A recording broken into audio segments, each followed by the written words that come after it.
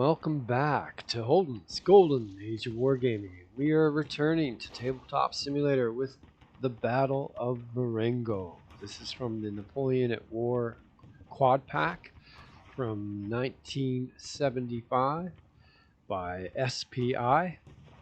And Marengo is an operational level simulation of the battle between Napoleon's French army and the Austrian army commanded by General von Melas. And it occurred on June the 14th of 1800 in Piedmont, which is in northern Italy. It was one of Napoleon's first important victories, and it was a battle that was decided by the opportune arrival of French reinforcements, who robbed Melas of the triumph he had almost achieved earlier in the day. For the rest of his career, on many more famous battlefields, Napoleon would often exhort his troops with the mention of the glorious French victory of Marengo. And here is our battlefield. We will be playing both sides, the Austrians, which are in yellow, and the French, which are in blue. Each video will be one turn.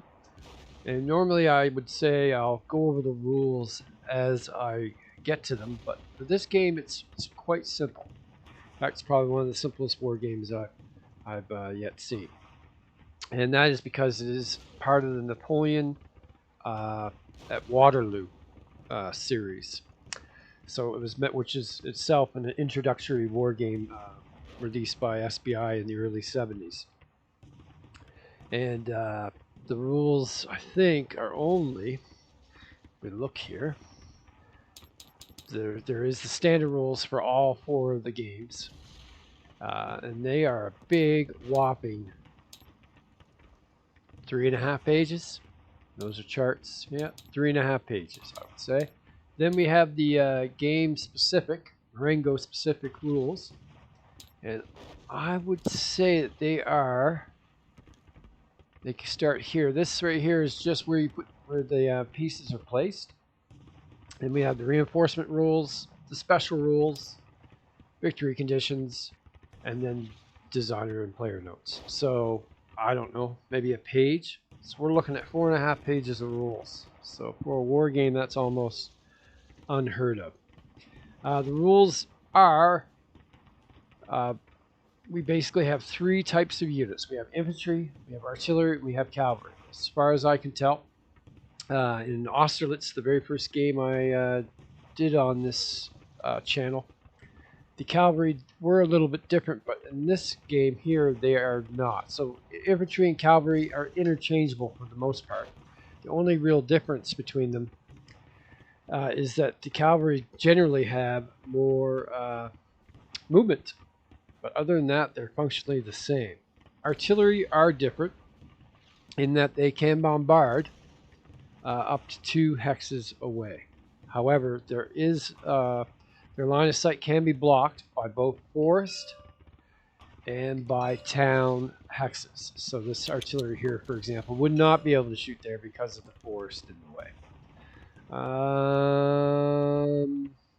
Victory conditions are that the game is considered a French victory if the French player has eliminated at least 33 Austrian combat strength points. And we will be tracking that on this counter here. The French losses on the counter on their side.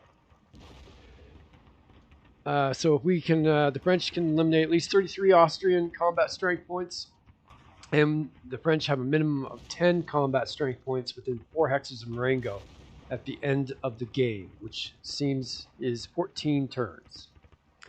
The game is considered an Austrian victory if the Austrian player has eliminated at least 30 French combat strength points, and both Marengo and I'm going to massacre this, sorry, Pietrabuna. So that would be this town here, and of course Marengo itself here. So the Austrians have to occupy both of those towns at the end of the game and eliminate at least 30 French combat strength points. If neither player eliminates the required number of combat strength points, victory is awarded to the player who satisfied his geographical objectives. And if both players have satisfied their geographical objectives, the game is automatically considered a draw, and no consideration is given to the elimination of combat strength points. So that is how we win. For special rules, there are two. And the first one is, for the very first turn, the French have these restrictions. All their movement allowance for their units is halved, and in addition, they cannot enter Austrian zones of control during the movement phase of the first game turn. So in other words, they only have half their movement and they can't attack. But there is also a special French counterattack rule. At the beginning of game turn 9, or any subsequent game turn, the French player may initiate his counterattack by announcing it to the Austrian player. All French units have their combat strength doubled for 3 consecutive French combat phases, which immediately follow the French player's announcement. So, but I don't believe they do not double their, they use their normal strength for defensive purposes. That's only for attacking. They get to double the strength. And that is, I guess I should, the first number is the attack strength, and the second number is the movement value for each unit. And that's it. And then the little picture just shows you if it's a gun, a horse, or an infantry band. And I think that's pretty much it. The only other thing is the CRT is different. I was under the assumption it would be the same as Austerlitz and Borodino, but they have changed it. As we can see on the before, the magical odds you wanted were 3-1, but now I see there's not even an exchange there, and there's only one exchange on 4-1, but there is the 2 exchanges on 5-1 and 6-1.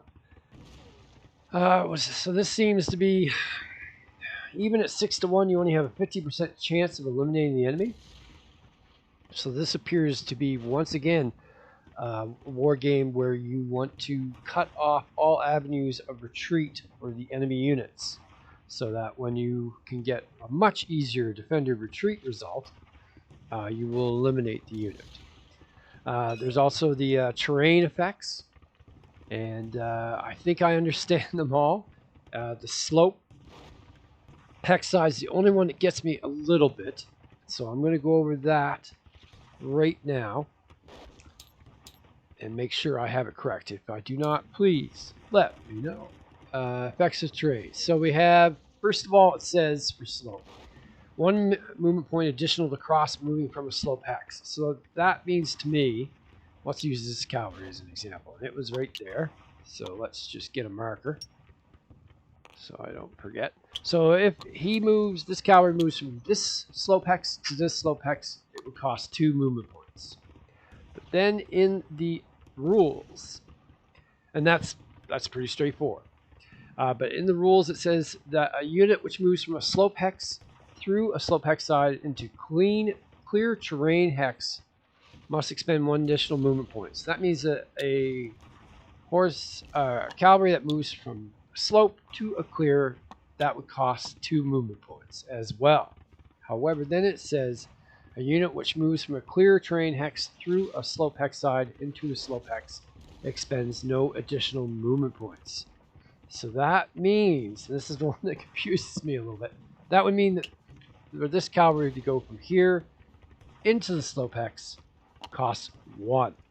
And then it would cost 2 to move from the slope hex to slope hex, and it would also cost 2 to move off the slope back onto clear terrain. And I hope I have that right. That's the only thing. I have a tendency to overthink the rules, so I'm probably making bigger deal out of that than I am, but the wording is a little bit confusing to me. Other than that, everything else seems to make sense, and yeah, it's a very straightforward. Streams cost 2 more movement points to cross. It might be a little bit tricky to notice that a stream does not. Okay, so this here with the black outline on it is that's considered a river, and if it has a black outline, we cannot cross those hex sides at all. But if it does not have the black outline, like this here, this is a stream, and we can go across it for a cost of 2 movement points additional to cross. So that means that it would cost to go from here to here, it would cost 3 movement points. 1 to go into a clear hex, and plus 2 to go across the stream. Forest costs 2 movement points to move through each forest hex. Rough is 2 movement points. And then roads, I don't think there are roads in this game. It looks to me as if there's only the path, so we don't even have to cover the roads. So our trail, sorry. And trail is always 1 movement point if entered through a trail hex side. Doesn't matter what the terrain is. And town hexes are 1 movement point to go through. And I believe that rough and town hexes, the defender strength is doubled. And if you're attacking across a stream exclusively, you have to double the defender's strength. And the same with bridges. If you're only attacking across the bridge, then the defender gets to double. The forest, very strange, but they have no effect on the combat, which I find you would think the defender would have an advantage. But the 8.3 refers to line of sight, and that, of course, is the guns cannot fire through forest or over forest hex into the hex beyond, same as town. They just block the line of sight. All right, and I believe we're ready to begin, and I am pretty sure that the Austrians move first. The Austrian player is the first player. His player turn is the first in each game turn. So let us move the game turn to turn 1. And we are ready to begin. I'll just give you a quick overview of the map. It looks to me like all the French reinforcements are coming on these blue triangles. So the French are coming from these hexes here, and then they're moving down, and they're trying. Basically, the French just want to hold Marengo.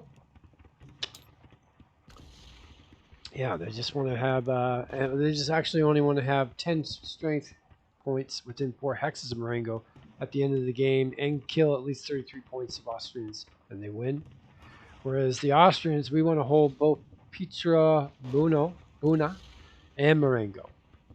So looking at the situation, we can see almost immediately here that we have a bottleneck.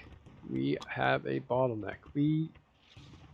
are going to have a hard time getting our troops to come out through, go across that one small bridge.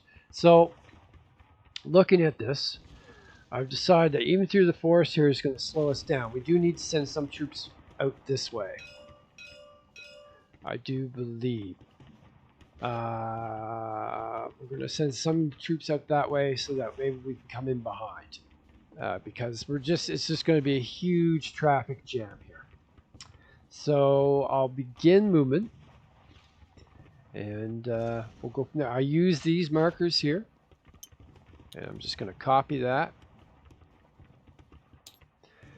And I use the markers to designate when I moved or fired units, just to help me keep track. One of the rules of the game is that once a player has taken his fingers off of a piece, they can no longer touch it. They can't take the move back, for example.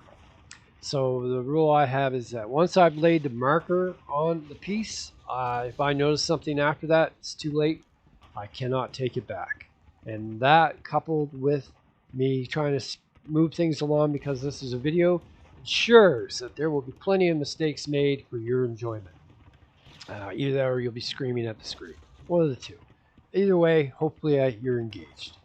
Here we go. So we're going to move Prim. We're going to go 1, 2, 3, 4. We're going to go there. That was the easy move. There's another one. 1, 2, 3 for peon. We'll move up that way.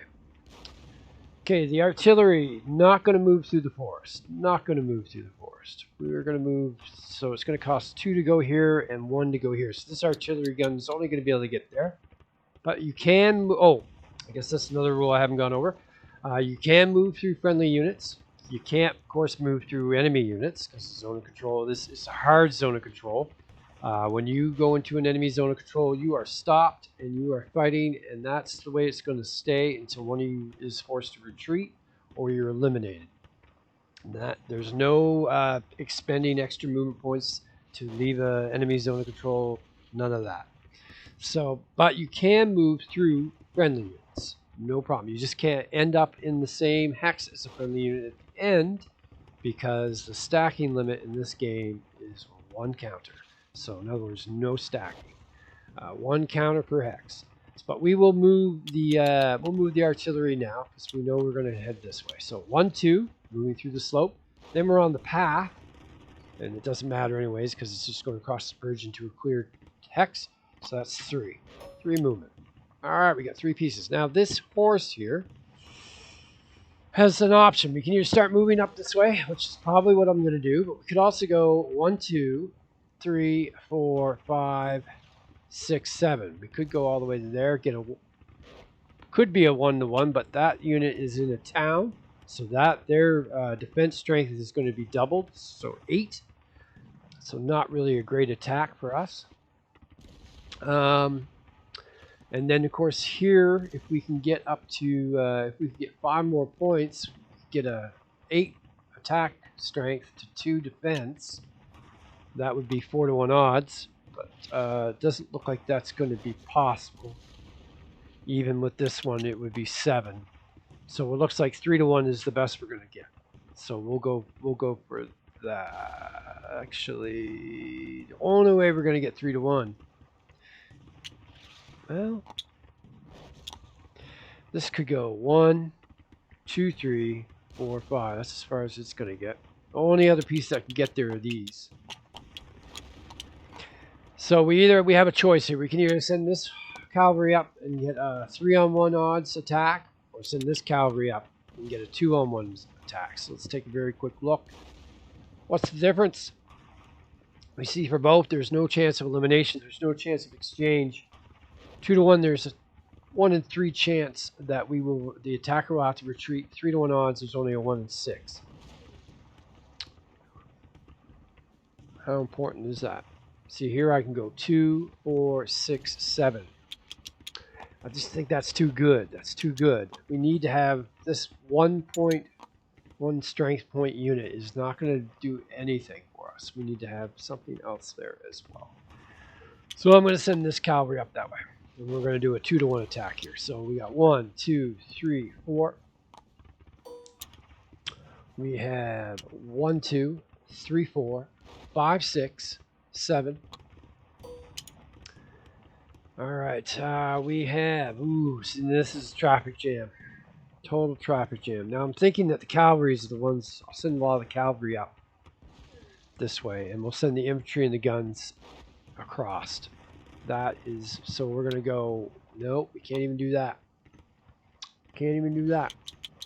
That would be 1, 2, 3, so we can't go there. We can only get to 6, 3 here, which we'll do. And then we could go 1, 2, 3. 1, 2, 3. Now if we do that, of course, this here is going to be 1, 2 coming off the slope. 3, 4, 5. No, I think it's better to do this. All right, I want this gun up there so bad, so we're going to move the gun up. 1, 2.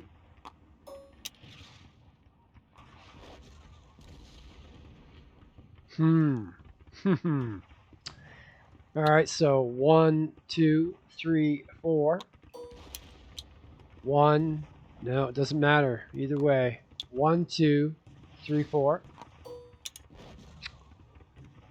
1, 2, 3. 1, 2. 1.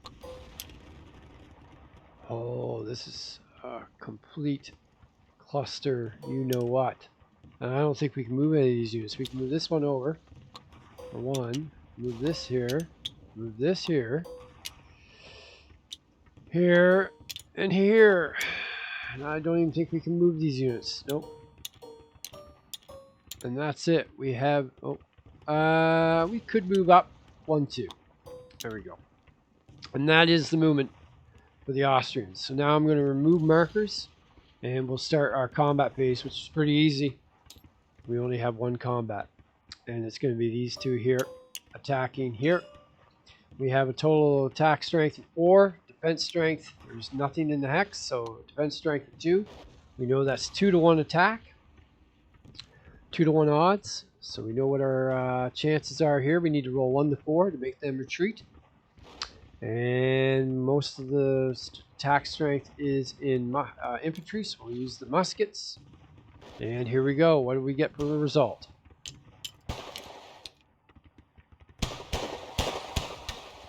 We get a 2. And looking at 2 on 2-to-1 is defender retreat. And the owning player gets, this is different from Borodino, which I believe the attacking player got to decide. But in this game, the owner of the piece that has to retreat gets to decide where it goes. But it really isn't much of a choice because we can't go here, zone of control. Can't go here, zone of control. The only can't go there, friendly units. The only place they can go is there. And we will move up the... Actually, I don't think we'll move up at all, because if we move up into their zone of control, we'll force a fight next turn. And that would be both of these units attacking us. They cannot move into our zone of control, though, because the special rule. They can only move half movement, and they cannot enter our zone of control. So we're going to stay there. We could move in, then we'd force a fight, but odds not good for us. They would be able to attack us 2-to-1 or 6-to-1 odds. So we don't want to do that. So we're just going to end. The Austrians are going to end their turn. Move marker. We are now going to switch our color to the French. And we're now playing the French. But we have severe limitations. We only can move at half our movement. And we cannot enter Austrian zone of control. So let's do the easiest stuff first. We see our first reinforcements are going to arrive on turn 2. But that's not yet. So let's go. So at half movement, I assume we round down. So that's only going to be a 3. So 1, 2, 3. And let's get the markers. All right, 1, 2, 3. This is going to be able to go 1, 2. We're going to go 1, 2, 3. What do we have here? That is slope.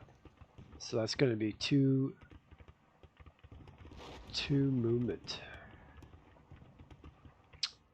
2 movement. Go down, go across those.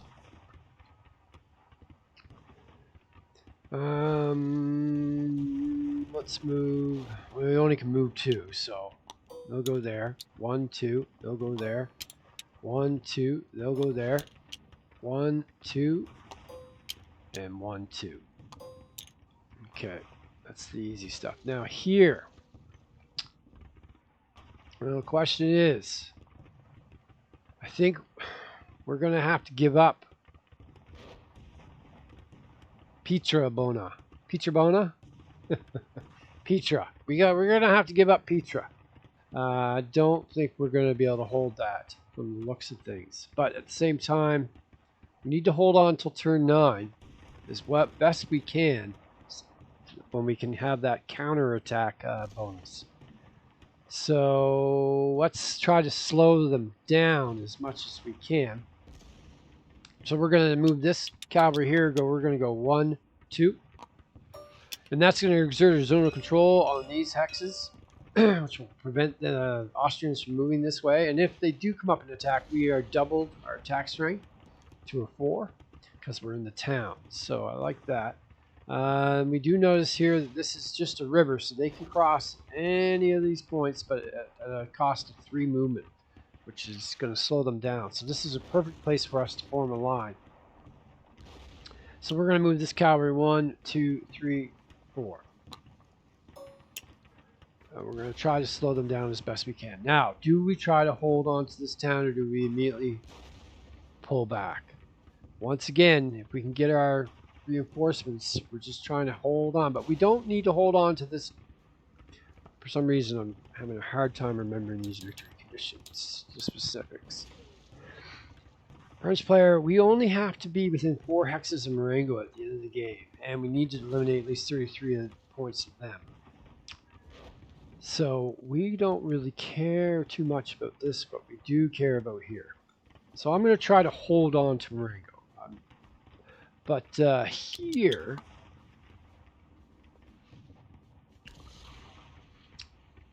how aggressive do we want to be? So we can pull back. That just gives it to them too easily. I don't like that. This is kind of there's only so much area here. They're only going to be able to get up with so many pieces. Once they get up with the artillery, though, things will immediately. So let's go. Let's go like this is kind of a weak piece. And you can't do 2 movement at the same time. So we only have 2 movement for all of these pieces, basically 2 movement points. So we can't move both of them back across the bridge, but I don't think I really want to. But I don't like this piece being here. 1, 2. I guess I can move like this. I can move 1. And we can move this unit up 1, 2 like this. We can move the gun in 1 like this.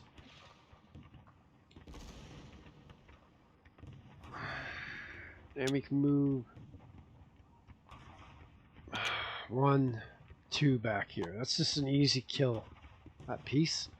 So that will clear out everything. We will stay in the town, though, trying to hold it. And I think that is it. That was a very nice, quick.